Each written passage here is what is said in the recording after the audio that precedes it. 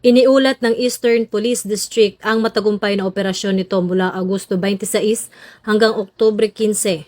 Sa loob ng 50 araw, nagtapos sa pag-aresto sa 321 drug suspects at nakakumpiska ng higit 8.2 milyong halaga ng ilegal na droga kabilang ang shabu, marijuana at kush sa 260 anti-drug operations. Dagdag pa rito, naaresto rin ang 440 wanted individuals kasama ang 61 most wanted persons at nakarecover ng 21 illegal na baril. Nagpakita ang mga numerong ito ng dedikasyon ng EPD sa pagpapatupad ng batas sa Pasig, Mandaluyong, Marikina at San Juan. Ayon kay Acting Chief PNP Police Lieutenant General Jose Melencio C. Nartates Jr., ang mga tagumpay na ito ay sumasailalim sa kaligtasan ng mga pamilya at tiwala ng komunidad. Isang mahusay na halimbawa kung paano isinasalin ng EMPO ang mga plano sa nasusukat na aksyon na nagpapatunay na ang mabuting pagpupulis ay hindi lamang tungkol sa pag-aresto, kundi tungkol din sa pananagutan, pagtutulungan at pagkamit ng tiwala ng publiko.